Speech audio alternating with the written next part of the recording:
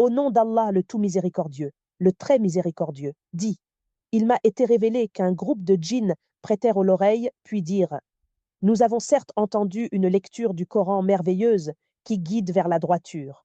Nous y avons cru, et nous n'associerons jamais personne à notre Seigneur. En vérité, notre Seigneur, que sa grandeur soit exaltée, ne s'est donné ni compagne, ni enfant. Notre insensé Iblis disait des extravagances contre Allah, et nous pensions que ni les humains ni les djinns ne sauraient jamais proférer de mensonges contre Allah.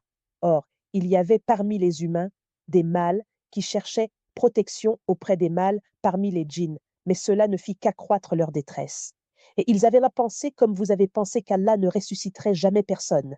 Nous avions frôlé le ciel, et nous l'avions trouvé plein d'une forte garde et de bolides. Nous y prenions place pour écouter, mais quiconque prête l'oreille maintenant trouve contre lui un bolide aux aguets. Nous ne savons pas si on veut du mal aux habitants de la terre ou si leur Seigneur veut les mettre sur le droit chemin.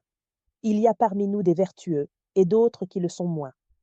Nous étions divisés en différentes sectes. Nous pensions bien que nous ne saurions jamais réduire Allah à l'impuissance sur la terre et que nous ne saurions jamais le réduire à l'impuissance en nous enfuyant. Et lorsque nous avons entendu le guide, le Coran, nous y avons cru.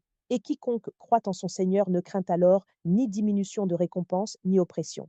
Il y a parmi nous les musulmans, et il y en a les injustes qui ont dévié, et ceux qui se sont convertis à l'islam sont ceux qui ont cherché la droiture. Et quant aux injustes, ils formeront le combustible de l'enfer. Et s'ils se maintenaient dans la bonne direction, nous les aurions abreuvés, certes d'une eau abondante, afin de les y éprouver, et quiconque se détourne du rappel de son Seigneur, il l'achemine vers un châtiment sans cesse croissant. Les mosquées sont consacrées à Allah. N'invoquez donc personne avec Allah. Et quand le serviteur d'Allah s'est mis debout pour l'invoquer, ils faillirent se ruer en masse sur lui. Dis, je n'invoque que mon Seigneur et ne lui associe personne. Dis, je ne possède aucun moyen pour vous faire du mal, ni pour vous mettre sur le chemin droit. Dis, vraiment, personne ne saura me protéger contre Allah, et jamais je ne trouverai de refuge en dehors de lui. Je ne puis que transmettre une communication et des messages émanant d'Allah.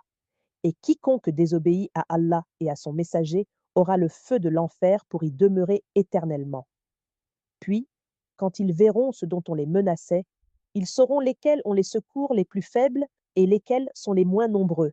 Dis, je ne sais pas si ce dont vous êtes menacé est proche, ou bien si mon Seigneur va lui assigner un délai.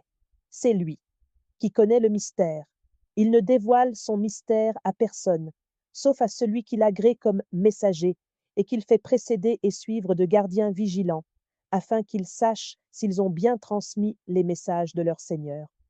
Il cerne